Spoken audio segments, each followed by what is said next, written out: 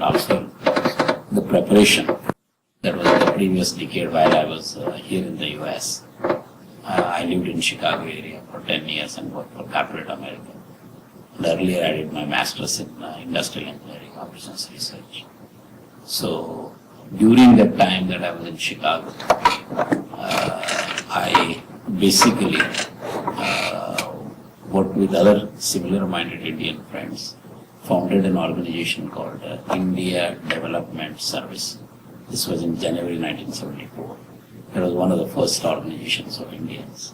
There was another one in the West Coast, and we drew inspiration and experience from them. And I went back to India in 1979. I was here from 68 to 79.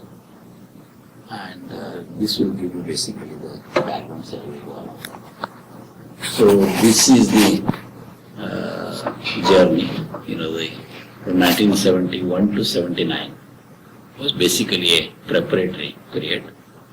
And when I went back to India, during the first year, we sort of did three things. One was to build that organization on one hand and visit other innovative projects where, whether it is rural health or education or income generating activities, we have done in an innovative, creative manner and learn from them. And also select a cluster of villages in drought-prone areas, because we felt that that is where the problems are more acute, whether it is unemployment, poverty, and so on. So that is the area that we basically chose, a cluster of villages. So that India Development Service that we had started in Chicago, we started in Harvard, and I worked as the chief executive or whatever of that organization for 5 years, and then moved to the Samaj Parivartan Samudaya. There it was more development-centric work. Here it was development and movement-centric work in the second. And then this campaign for self-rule, the larger micro issues and relating to the government policies, programs and so on. So that is the basic overview of things. So in my early work, I was primarily influenced by one gentleman in India. His name is Dr. Shivaram Karan. He is a Jnanpith awardee and a very well-known man of literature in Karnataka. He is no more now. And he was talking about that our culture has some very unique features like Pitrur and Matrun, who take care of the mother and father, who basically brought us and made us what we are. But very few people think about this society, because we are as individual or families, we are part of the society. Whether it is in terms of education, anything else, we get so much from the society. Unless we give it back and enrich the society, then you don't find the kind of fulfillment that one should. And that giving back to the society, he termed it as Samaj, like Pitrur. And that is what many people are not thinking, that is an urgent need to think about. Somehow that has stuck in my mind. And I had very little idea of how do we go about actualizing it and so on and so forth. So this journey basically helped. And one of the person that I was most influenced by was Dr. E.F. Schumacher. Because when I had gone to India, and basically, once you get into a middle class thing, you become insecure, you are worried about, protecting what you have. And I was thinking about starting industries because I had basically engineering background in India and a master's in operations research, and then I had an MBA in the evening program while I was working in corporate America. So I thought using these, skills and so on, we could set up some industries and run it. And then on the side, you do the rural development. But very soon we realized that the problem is enormous and multidimensional, and working just full time on it, won't do justice. And also in living in two different worlds, sometimes could be like that, probably Dovika Kuttana Ghar Gana Katka. And the lifestyles are, enormously different in both areas. So we decided, and my wife has background in social work, and I had the background that I mentioned too, so they were very complementary. She was most keen also to work in the rural areas. So that basically took us from Chicago to a village. And then I was part of these groups called Federation of India Student Associations of America. There were groups in many different universities earlier, just like what you have 8 chapters now. And I was the secretary of that. And that was the beginning of my contact. There was a group called Indians for Collective Action. So I told you that before we started IDS US in 74, we drew inspiration and experience from other groups. That was the Indians for Collective Action. And while doing this work, there was this emergency rule that was imposed by late Mrs. Indira Gandhi, who was then Prime Minister of India.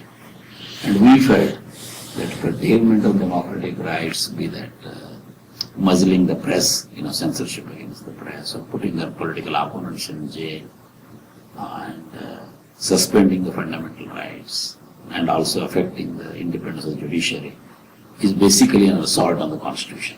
And that we must oppose. So we opposed, and I was part of a group called Indians for Democracy. And 4 of our passports were impounded for that work. And that was a great, wonderful learning experience about politics and about the larger picture and what is happening in India, trying to understand that. And then I also worked with many other different community projects and things, and the Indian community was, very supportive of those endeavors. And this was phase 2 when we went to India. We started our work in what was then Dharwad districts. Now it is called Haveri districts, Ranebenur Taluk, and the village where we settled was Medleri. There was a cluster of 21 villages. And we did various integrated rural development projects. For example, health education project. We drew, great deal of inspiration from the work of Rajnikant and Neval Arolis. Incidentally, they were here in John Hopkins. They were from Vellore Christian Medical College. So they went to this drought-prone area in Maharashtra and did fantastic work, utilizing middle-aged village women as village health workers. Some of them were even illiterate. But through flashcards, the kind of education they did help, really in a matter of 2 years, 2 to 3 years, it brought up to the health levels of any urban center. Because instead of focusing on curative as the hospitals and many other things do, they focused on preventive and promotional health care, like drinking water, which is the source of 80% of the diseases, or the vaccination for the kids, or antenatal, postnatal care and clean delivery, nutritional education. That kind of thing, once you bring about a change in human mind, it works wonders. And similarly we did for dairying project, right from buying a buffalo or a cow through bank loan and developing fodder, to testing the milk, marketing, even artificial insemination. It was all done by women's cooperatives. Today in Karnataka Milk Federation there are women's cooperatives from that Medleri area where we work. So these were the kinds of things that we did. Probably you'll have some glimpses of that.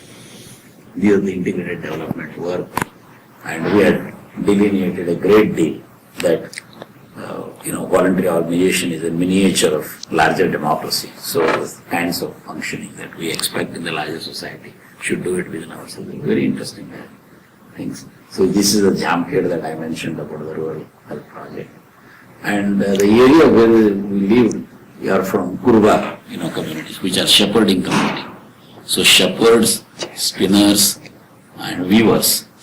And we worked with all of them. And there was a very good comprehensive project for the shepherding community. And we also developed a Medleri Charkha with the Schumacher's concept of appropriate technology in collaboration with a group in Holland. And that now has gone to Bangladesh and other neighboring countries as well. And learning from the experiences of Federation of Student Associations here, we built a Federation of Voluntary Organizations for Rural Development in Karnataka. And that was immensely helpful in terms of liaising with government, bringing the collective strength of that together for tackling the larger issues and so on. And this gives you one of the dairying projects that I was mentioning to you about. And so in phase 3, we moved to a campaign and movement-centric approach we incorporated. We did not leave all the great learnings that we had in the integrated, because one of the interesting learning processes about organizing was that unless you organize these social and economically deprived communities separately first, like women separately. If you mix men and women, the men dominate. So you organize them separately, bring them to a certain level of organization skills and all that, and then you mix. So those kinds of learning that we had done, we were continuing to use as the base of organizing the social and economically, disadvantaged groups and bring them into the larger mainstream. And one issue that really got us into this thing was the pollution of Tungabhadra River, because Tungabhadra is a major lifeline in Karnataka, and it goes on to Andhra Pradesh and joins Krishna.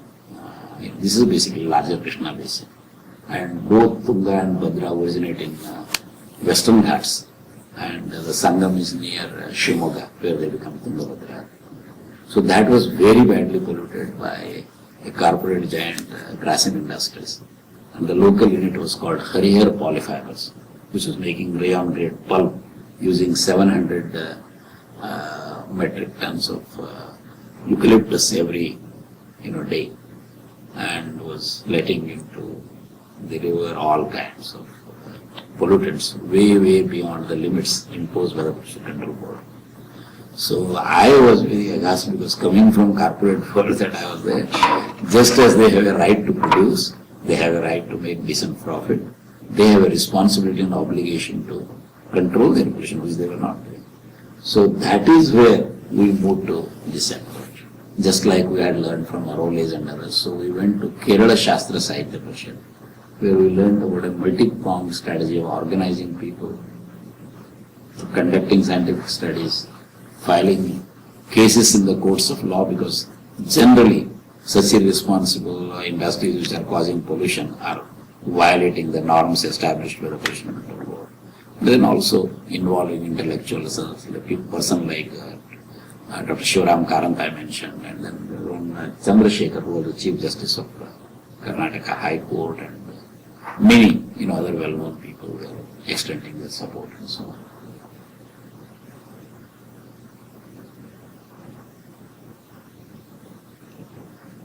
So this Samaj Parivartan Samudaya, this is the kind of approach that I just now mentioned. Organizing affected people, non-violent direct action, basically based on Gandhi's methods of that was utilized during freedom struggle and truth and non-violence.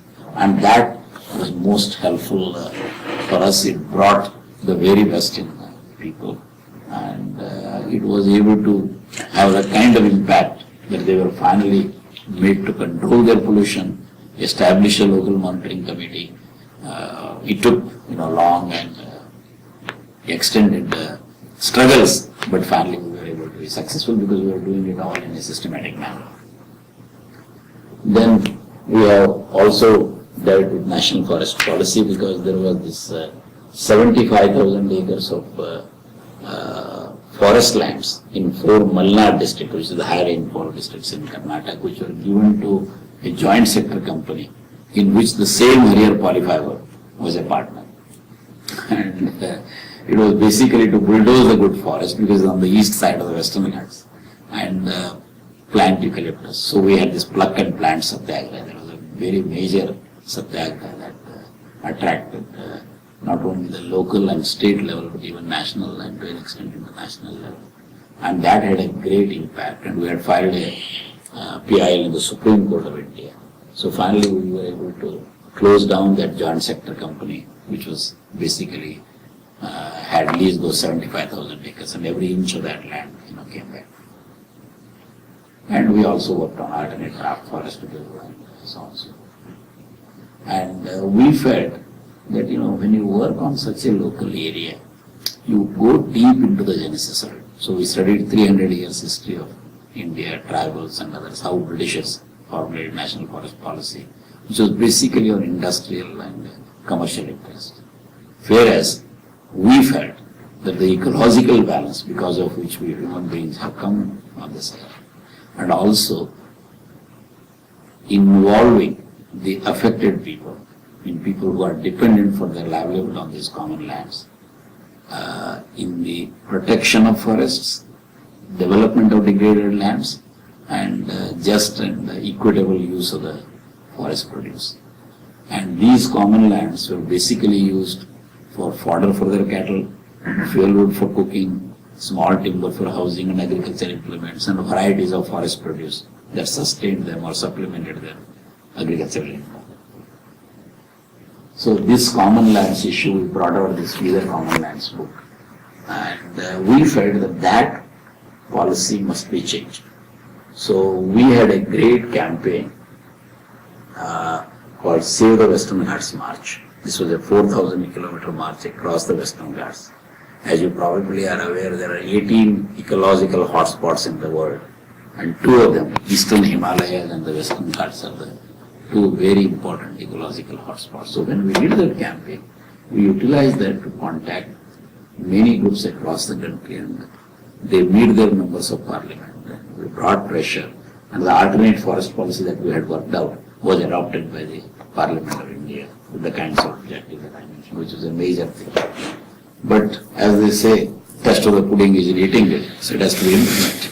So when Maneka Gandhi was the environment minister, she brought out what is called Joint Forest Management Initiative policy guidelines. And that was basically to involve the local people in the management of the forest. Earlier it was the same before Britishers came. But after the Britishers came, they established their forest department, and basically all the lands were taken over by them. First time the participation of the people was reintroduced in 1991 through this Joint Forest Management Initiative, and the next 10 years we effectively implemented the ground level. And we also formed this National Committee for Protection of Natural Resources in 1992 when we were awarded this prize called the Indira Gandhi Parivartan Purashkar, which is the highest award of the Ministry of Environment and Forest. And this gentleman, Kamal Nath, Mr. 15%, like Jaldari was 10%, he's on his way out. So this, by giving the order, I had learned from a friend of mine called Daryl Damanti in Mumbai, who was the resident editor of Times of India. So he has written an editorial called Corporate Greening, which is basically handing over the lands to the corporate, just like what has happened in Karnataka. So we fought that, we took it to the Prime Minister's cabinet meeting level. We had 4 ministers on our side, and this fellow was roundly defeated, and that was basically saved that vote. That could not be done. And while doing all this, we were saying, while we are doing these various issue-based kind of things, what is the larger solution to the problems of poverty and employment and our basic concerns? So we felt that instead of the central government and the state government, which have been now controlling natural resources, like forest is a concurrent subject between center and state, as you know, land is a state subject. And minerals, major minerals are controlled by the center and the minor minerals are by state, but they both work together jointly to administer it. So we feel that that should be taken out of them and basically given to the communities. And Gram Sabha should be the new body which should be empowered, because when your livelihoods are intricately linked with these natural resources like Jal, Jangal, Jameen, Khanij and these, then they are more likely to protect them, see their own things. Not that there will not be problems, there will always be problems. Decentralizing is not going to either remove corruption or the problems, but those who have been involved, who are close by, because now farmers, we're looking at a film in Vidarbha, this one minister comes, the thing is in either Maharashtra or Nagpur, and the kind of policies that Pawar and others are having, about the suicides. So once it comes closer to the, hopefully people will get more aware and do it. And that we worked for 10 years, what is called Gram Gana Rajya Vedike. You see that at the bottom, it's Forum on Village Republic. And we changed the law in Karnataka on Panchayati Raj, empowered the Gram Sabha, decentralization of finances and functionaries, and those things are moving. But once MLAs knew that they had lost the power, they tried to bring it back. But once it is done, and it is in line with the Constitutional Amendment 73rd, they could not reverse it back. And this success that we have had in public interest litigation and all that basically was recognized by this NGO in then Madhya Pradesh and the collector of Bastar district. Bastar is a huge district which is now in Chhattisgarh. That time it was all in Madhya Pradesh. They invited us to help them through a PIL in the Supreme Court. I got involved in that. That was my first experience to, fight against a mafia. There was a timber mafia, which was timber merchants, the politicians and the officials. And it was the Naxus, which was basically exploiting the tribals and also destroying the forest. And there was a 3-year ban on tree felling in Bastar, which was from the Supreme Court. And it was a very great, because there were 2 reports of Lokayukta and 1 CBI inquiry. And that was most helpful for us later on in our Bellari's things. So we feel that these policies and legislation should be equally, getting. And then we are also working on this NREGA because, giving employment on one hand and rejuvenating your rural economy through regeneration of forests and all that is a very good area. But it is fraught with all kinds of problems, as you know. But there are always problems. But this is a very good step in the right direction. And then we come to Bellary mining. And this is kind of summary of what we are doing. And the challenge is to work towards basically a holistic development model which is environmentally sustainable, socially equitable and economically just. And this is a long and great challenge anyway. But if we go back to the things, you will see this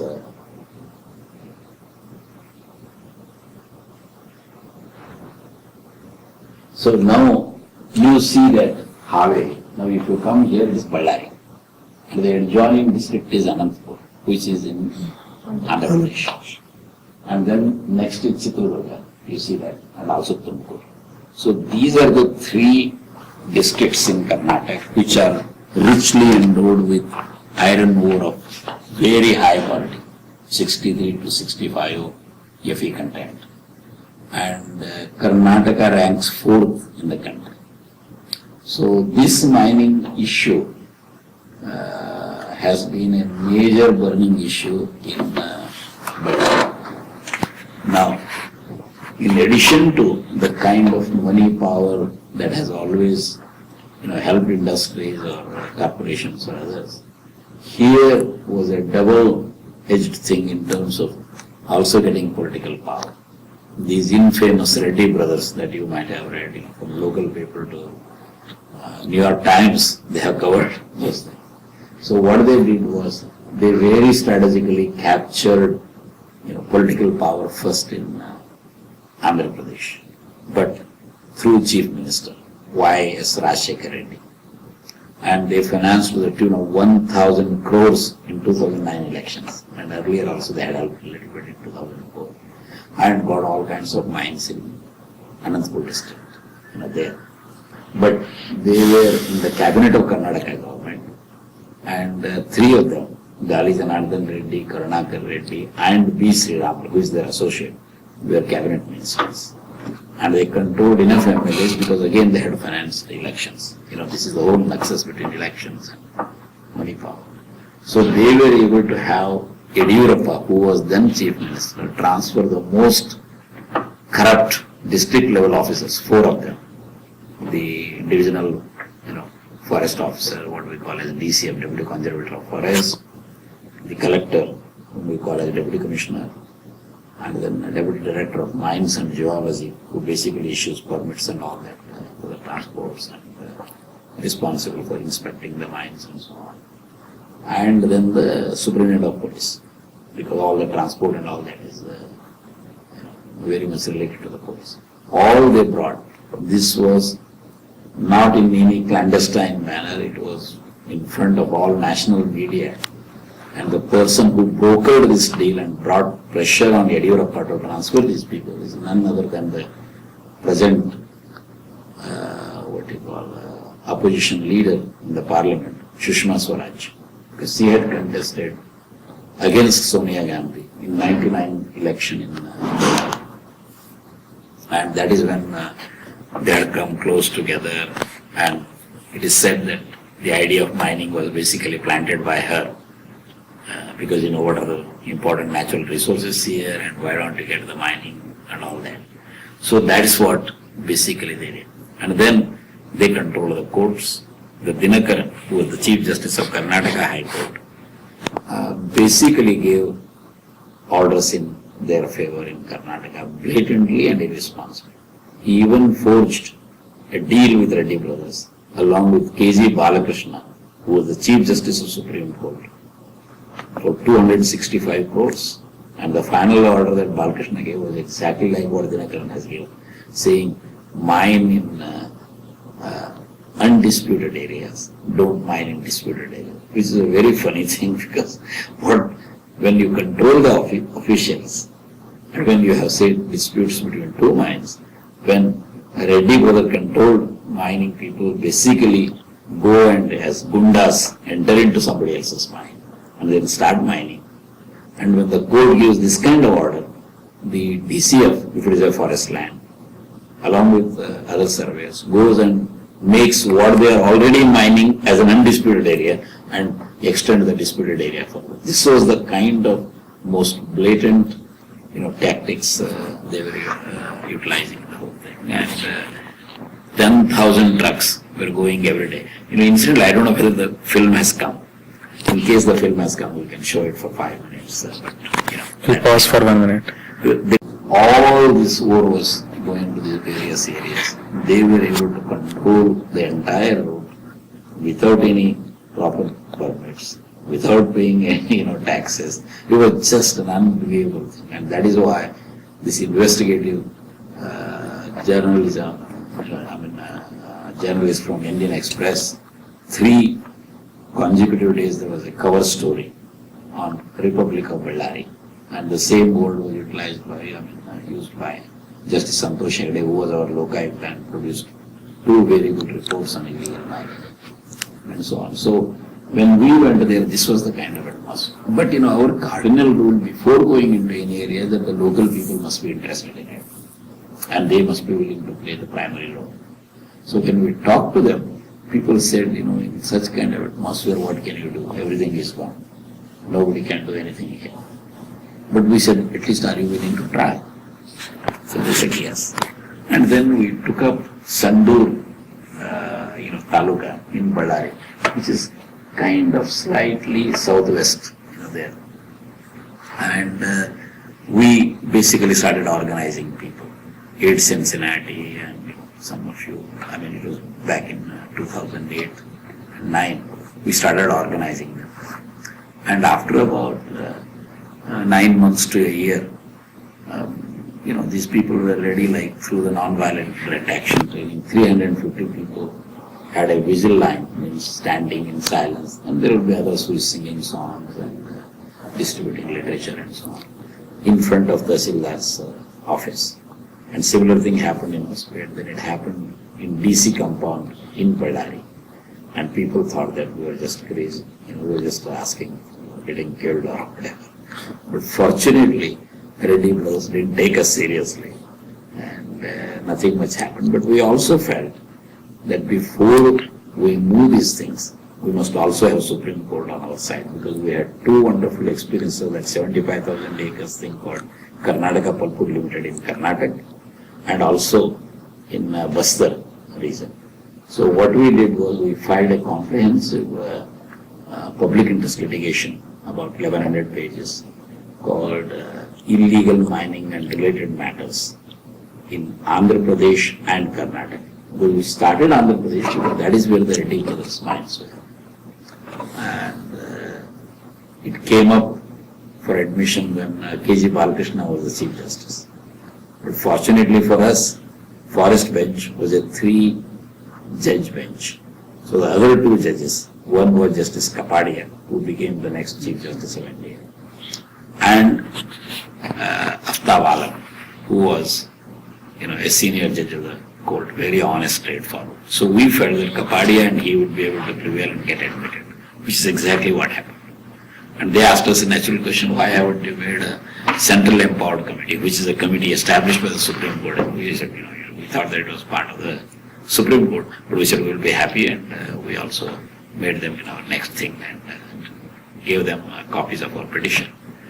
And Balakrishna asked, don't you want any interim relief? We said, no, not now. We have to, we'll come back later. It was very deliberate, carefully planned strategy on our part. And we didn't do a thing until next 5 months because he retired in May 2009. Once he retired, Justice Kapadia took over. And then he decided the priorities. He was, every Chief Justice has his own style. So he put us as 7th priority. But we wrote him a special letter saying that, look, if you put 7th priority, it will come after 5 years or 6 years. 10,000 trucks, day in and day out, they are taking this ore through irresponsible, reckless, unprecedented mining in this area. So we want you to give the highest possible priority and deal with this issue. So fortunately he agreed. And we thought that he may agree. At that time itself is a good opportunity for us to say, he said, we'll make it 2nd priority, which was great because one case was already being heard. They wanted to finish that and take it because this was his style of dealing with issues. And we said, while you are dealing with that case, why not ask the Central Empowered Committee of the court to go and visit the field and do it? Because nobody, including Ministry of Mines, and India, what is called IBM is Indian Bureau of Mines. Those officials who were not visiting, they were just mortally afraid of their lives to visit and even inspect. That was the kind of atmosphere that prevailed at that time. So first time we all visited, and Prashant Bhushan, he is our advocate, and he's a good friend for 20 years. And he said, yes sir, I'm SR Hiremath, there are lots of Hiremaths in Karnataka, so go by initials, yes sir. So he said, you argue before the Central Empowered Committee, because there are 5 members. It's just like, they have a courtroom and everything. So I said, I haven't done this. He said, don't worry, you know all the facts. You are the master of the facts and you argue. So I basically argued that all of their mines should be cancelled, leases. And they should be prosecuted criminally. And their ill-gotten wealth must be, there must be an attempt to recover all the things. And their lawyers, a group of lawyers were looking at like they need you. But fortunately, the visit went great field. These hearings went very well. And then they gave a report basically upholding our contentions. And that was the beginning of a great turning point. And then when we came back, the case on hand was not yet completed by the bench. So we said, why not you send the CEC to Karnataka side?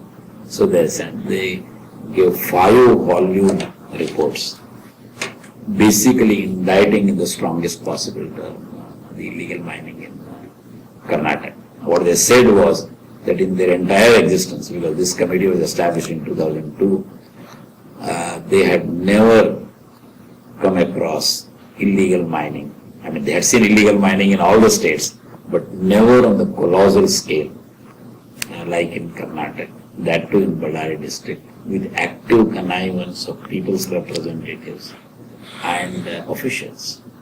And that was the turning point. Supreme Court closed down 20 major mines, which were the major problems. So it was just before the onset of monsoon. 29th April was the first order. Next week, May 6th was the second order. They started the survey and demarcation. And then when court goes on vacation from May to July first week. So when they came back, we basically filed another application saying that, while Ballari is correct and, this is good thing that you have done closing down, but you must also do for Chitradurga and Tumakuru because they are not very different. And we also appealed to the court that a complete ban on mining, just like it was done in Bastar earlier for 3 years by Justice J.S. Verma was the head of the forest bench at that time.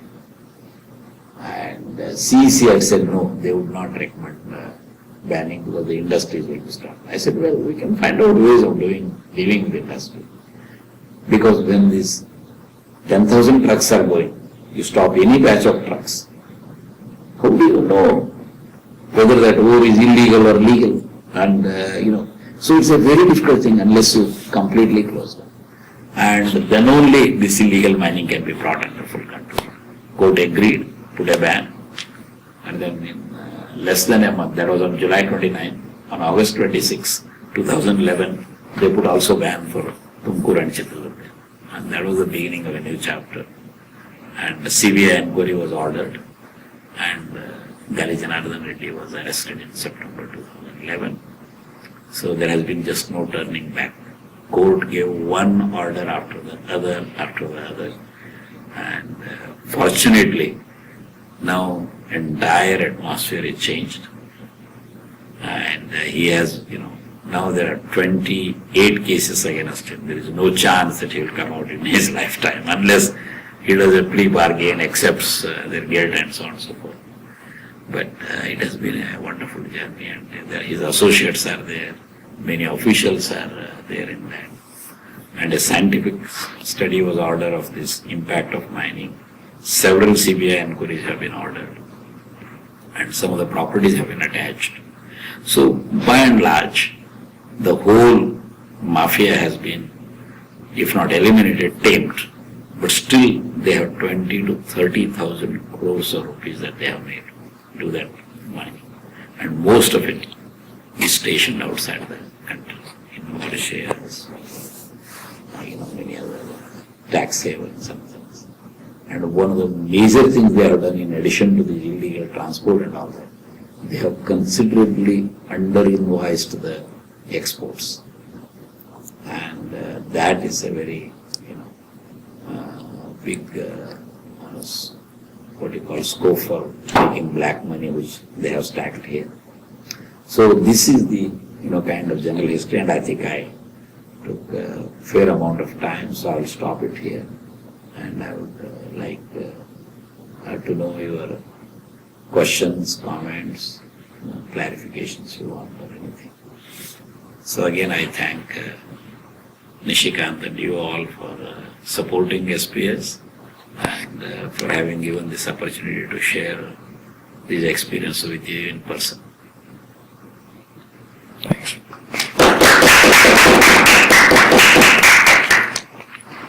I have a question, it's kind of probably a very naive question. Like when you say illegal mining, so in what terms is it illegal? Like they don't. So I'm assuming that a company would, if it wants mining rights in some area, it probably needs to pay. No, I'll explain. You see, illegal mining has been very clearly defined by the Supreme Court and by us, and it is basically three ways. Number one is there is a lease area given to you in a, like say Sandur Taluk, in one forest range, Ram Malai or Swami Malai or Doni Malai, and then northeast range. There are 4 ranges. And you go beyond your lease area into the adjoining forest area, because 90% is forest lands, incidentally. And that you start mining there, and that is illegal mining. Now you have dumps. Sometimes you may or may not have enough space, or you may be just criminal to dump it outside your lease area, the waste. That is the second. Third is, when you are in forest area, you need a road to go, and that has to be demarcated, applied for, and a prior permission taken under Forest Conservation Act. If it is not, that is also illegal. So these are the 3 major illegal areas. Another major kind of illegal area is you don't have any lease, you don't have anything, you go and dig anything and you do the illegal. And that is also there, but not as much. Isn't that what they did? Sorry. I thought the Reddy brothers didn't have permits for mining in Karnataka. No, you see, Reddy brothers have what is called Oblapuram Mining Company, which was basically done in 2002. I'm saying this 99 elections. And that is in Andhra Pradesh, Anantapur district. So one of the things that they were saying, Yediyurappa and these Reddy brothers are going around in Karnataka and trying to basically outdoing people, is that they are, they come from a humble background. They are children of sons of a constable, and that they are followers of Gandhi, and they are doing everything they are doing is legally and perfectly, and they have only mines in Anantapur, Andhra Pradesh, nothing in Karnataka.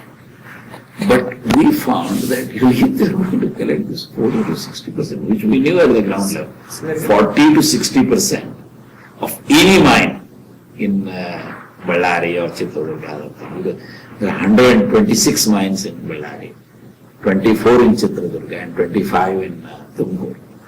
And from each mine, these are like lots, you have to give 40 to 60%. Otherwise, no permit is given for transport, your business comes to a grinding halt. So, they must put it someplace and they must do something, they must have tried. So, lo and behold, it was a closely guarded secret, but we found out that there is a mining company called Associated Mining Company, which was held by somebody else, Mrs. Parivartan and others. And that was basically bought over by Reddy Brothers. And this is in Karnataka side. And that was our first CBI investigation case on the Karnataka side. And that is where all these other things were unearthed. So basically, what we did was after the first thing, they put a ban on mining in their areas, means in Andhra Pradesh side, and then in Karnataka, and then in Chitradurga and Tumkur. Now they have reopened it, but it is on a very small scale, like 7 or 8 small size mines are basically what have been allowed to operate, because very few people were operating legally, and that is called A category, and means people who have not done illegal mining or absolutely very marginal, because sometimes there can be errors and all that on the boundary other than that. So there basically Reddy Brothers were mining mafia, and they are also these leasing companies which had equipment and all that, like as a leasing contract. If you don't have something and you want to extract fast and more, they were all well equipped. They're very sharp business people, and these associates like Mehfooz Khan and T.S. Suresh Babu and many others, they're all engineering graduates and so on and so forth. It's a very well-educated criminal gang is what it was. I don't know whether I answered you. Yeah, no. So where does this 10,000 trucks per day go? Like, do they store it somewhere or?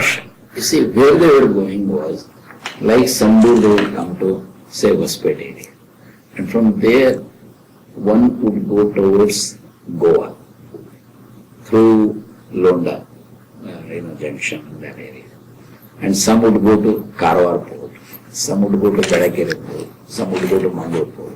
It was predominantly money was made by illegal export, illegal ore and export, illegal mining and export.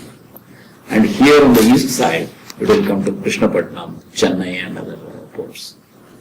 So most of it was being exported. So basically these trucks were going in all other directions. And when they had those, they were so close to the boundary. See, There should be a laser pointer in there. I'll just show you. You see that Ballari thing. Say this is, so this is your AP side, and this is your Karnataka side. Okay. Now, this area is called Ballari Reserve Forest. I had a laser pointer here. Had reserved this forest area as a reserve forest in 1890. And as you can see, the border goes almost in the middle. In other words, this is also Ballari this. So there is a cluster of 5 mines here, and there is another mine here.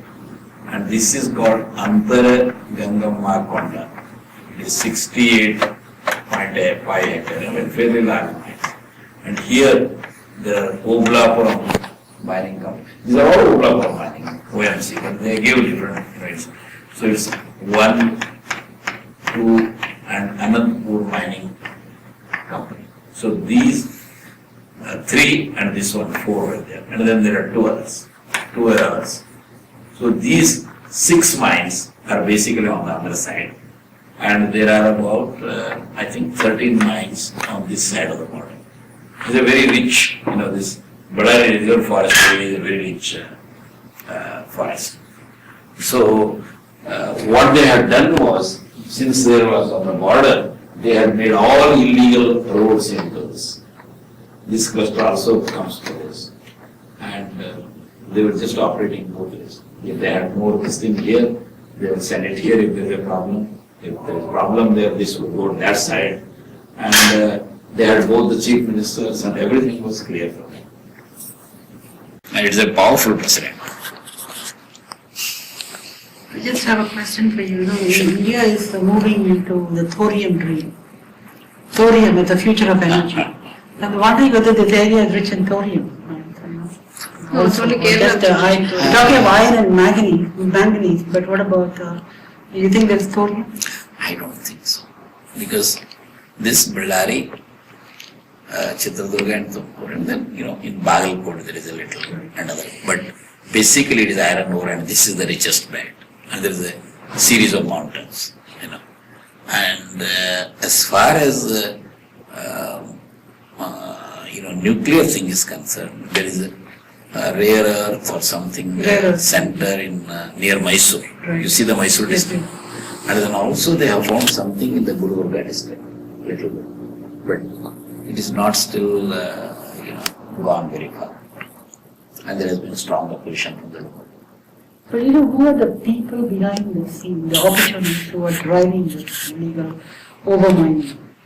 Well, you have identified the people? Not Like a mafia, They have identified You think they're Chinese? Right from Chinese? local paper to New York Times, it is the infamous Reddy brothers and the Republic of Ballari. This is just before you came. I went, there. In fact, when you get that film next time, when you, in one of your meetings, you can just show about 10 minutes of that meeting thing. So it gives you an idea of, what kind of thing. And I'm sure you will come up with some questions like our friend here did. What is its relevance for other states in the country and, how can we utilize and so on. So it would be a very useful thing to have your input and comments because this was a very timely, great support you gave us. The other question is, Dharwad as a university, big university, what is the awareness among the university community, the young people, the students, to take some action? Is there that kind of awakening in that setup? Because there's a big university, agricultural, the environmental education. I happened to be there in 2010 and 11. So one thing, I never heard of this overmining. I was wondering is there an awareness so people can get together and do something? Well, several of the professors have been associated with us, and I am based in Dharwad. Basically our, as I was explaining earlier, from Chicago I went to a village called Medley, and that was in then Dharwad district, now which is divided into 3 districts. So there is a fair amount of awareness, and now, I walk into any restaurant or any place or road, so many youngsters come and start talking to me. They say that you are kind of role model and everything because nobody thought that Reddy brothers would be ever touched, let alone be tamed and put in prison and the kinds of things that have happened, absolutely. And there is no way because when he, basically paid 60 crores to get a bail, and there is a cash for bail scam that happened in which 4 judges have been involved, including the serving other judges other than the judge who gave the bail, and they're all behind the bar. And that is the kind of, and as soon as he came out, that time we didn't know that he has paid this cash for bail thing. In 5 minutes he was arrested and brought to Parappan jail in Bangalore. Now 5 cases have been filed in Belakere, and 1 case recently has been charged. 4 other cases he is very simple because he is involved in all of this illegal mining. 22 other cases are being filed in another 2-3 weeks. So 29 cases. There is no way that he may get out of prison in his lifetime. So, this has created such unprecedented interest in the media. And you go to Samaj Parivartan Samudaya or, my name, you will find all things from your national television to local televisions. In fact, Nanna Kate, my story, the story that I went through, came out on TV9 and many others because people were very curious. There's something totally unthinkable. No political party could do it. Such a thing happened and why. And if you ourselves, if you ask ourselves whether we ever thought we would win, we said, no. It is a sincere try we want to give. And our track record was very good earlier. And we strategized very effectively. But there are so many other factors also that happened that were conducive, and we recognized them and we utilized them and we took them to the logical conclusion. Yeah, please. From hearing your story, it sounds as though the system in India works, that if someone has courage and, does all the proper preparation, that justice can be carried out. And it's curious to hear you say that, because if you just hear Please go ahead. Where did I keep that? Oh, you have it. Okay, sure. No, please go ahead. If you just hear the news headlines, it seems like the whole country's falling apart. Sorry? It seems, from your story is that the system in India works, that you were able to, file lawsuits and get your case heard by honest judges, and people listened and were concerned. And it's very reassuring and hopeful to hear your story. But just, if you just... But, I agree with you. It is not, and this is something that many other aid groups have been saying and all that. We would very much like to share with others. But we have kept our individuals and organizations as a low profile. We are not very, but this case just took us to every house in Karnataka and in many other places. So the reason that we have done this is, you should appreciate the fact that this lady, Mrs. Indira Gandhi, was our great teacher. You see the number 3, campaign against emergency rule in India. These Indians for democracy. When I was in Chicago, with Federal Reserve Bank, we were so effectively brought all those violations of democratic rights to our ambassador first. When he didn't do anything, T.N. Cowell, then we took it to UN Commission on Human Rights and so on and so forth, and many other things. And that had such impact on Indian government that they impounded 4 of our passports, including mine. And even British government had not done during whatever number of years. And the reason I am saying is that was our eye-opener for politics. Now, the other key element that you will see is very, very important is our philosophy and the principles of development that, this was what Ambedkar said on the last day of the Constitution, November 26, 1949, that, we have received this freedom, we have independence. He said, we are going to get into a situation of contradictions on January 26, 1950. While we will have equality in terms of a political sphere, one man, one vote, no matter who it is, which caste or which religion or which rich poor, but we will have steep inequalities in social and economic sphere. Reservations and other things will definitely help, you need them. But if society doesn't own that responsibility, and what he warned was that a day will come if we don't deal with this social and economic inequality, or political freedom will be impaired.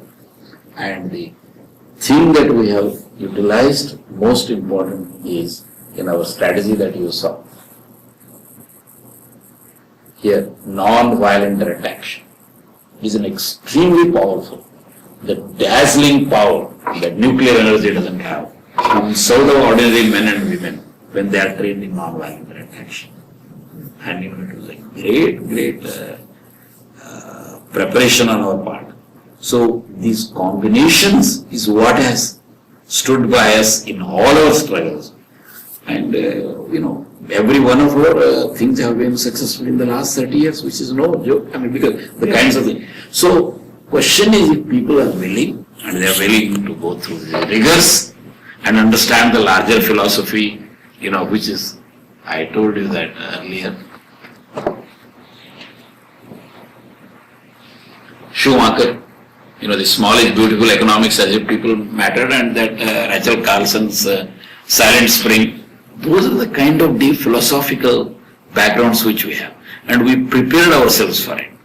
Like a corporate executive going and living in a small village, sending my children to, school there and living a simple life. These were the great preparations, and that brought us and built us the bond with the local people and so on. So in each one of our movements, people are absolutely very central to our things. And I'm sharing this because you asked this very important question of how do we do? And what was our first question? Our question is, if we can bring Indira Gandhi to her knees, send her and her extra constitutional center of power, Sanjay Gandhi, more than half of our cabinet, send them home. In 1977, that is the power of the people. Who is these Reddy brothers? These are small fries. And that was the internal confidence, but we never said it. Because modesty, willingness to learn, and these are the kinds of very important things.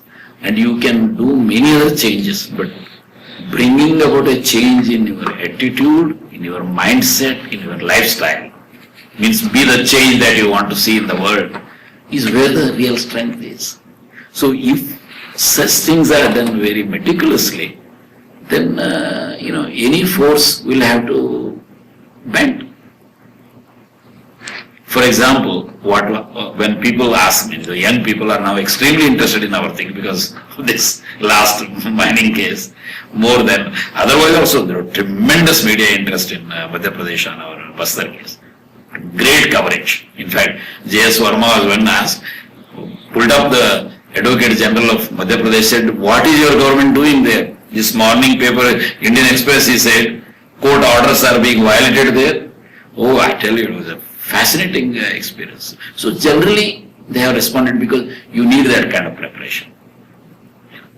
And that is where, in my mind, it is really at. And when people ask, how did you do it? What did you do? I said, our previous generation, thousands of them, if not lakhs of them, gave up everything, including their lives, to bring us freedom. And if our generation doesn't do enough to preserve it, then what will the future generations say about us?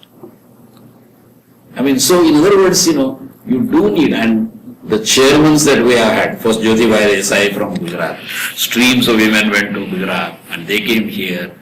This learning in non-violent direct action is a very prolonged, great experience. And only place you will find probably the impact of it is, of course, Martin Luther King's, several books come.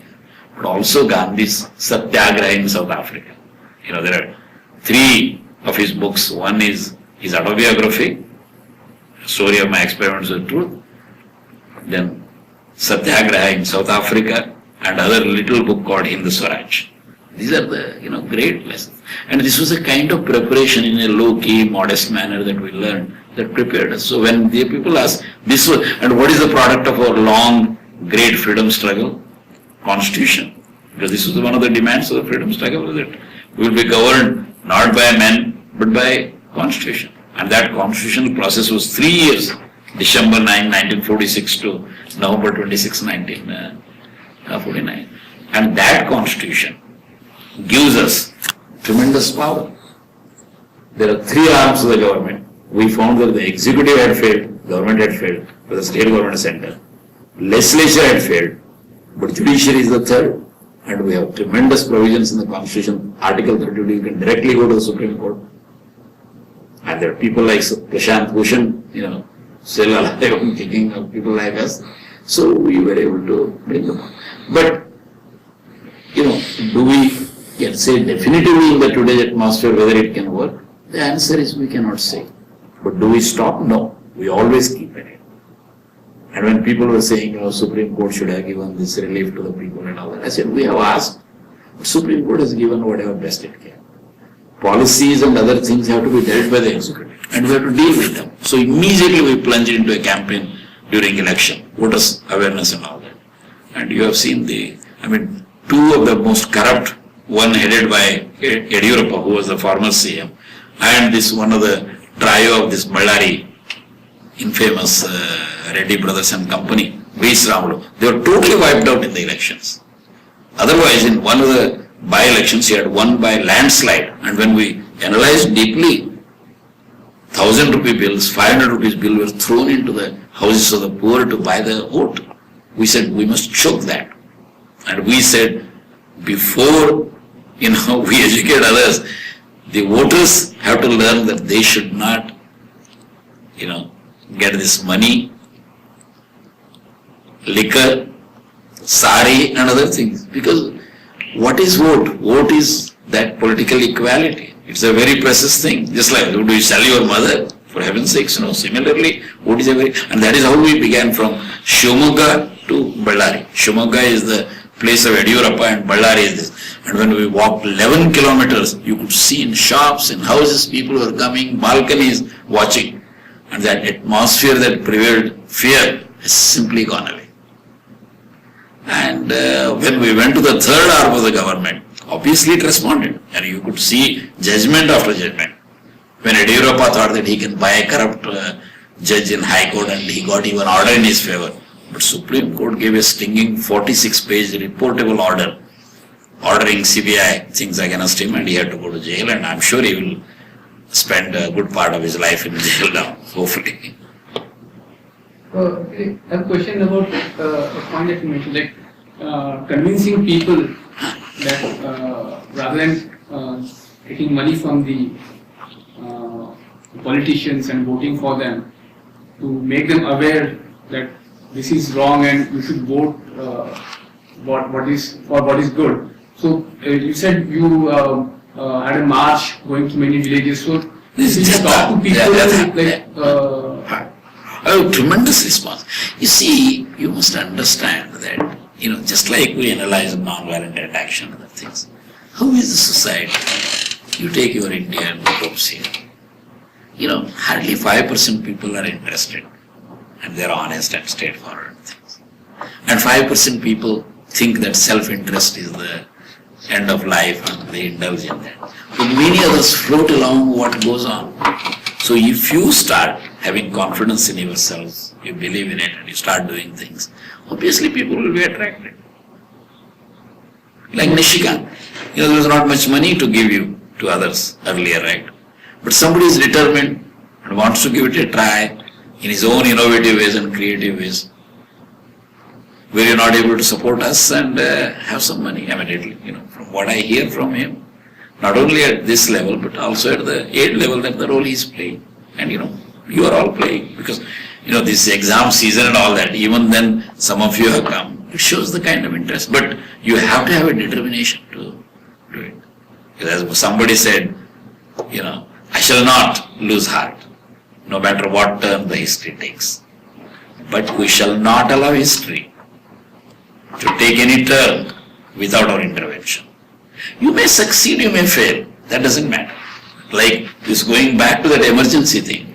One was I was to publish this prison diary of Jayaprakash Narayan.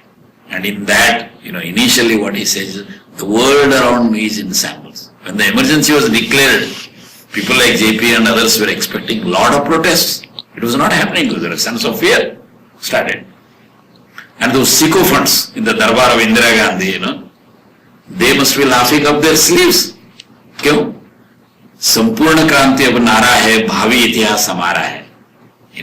Total revolution is our slogan. Future history belongs to us.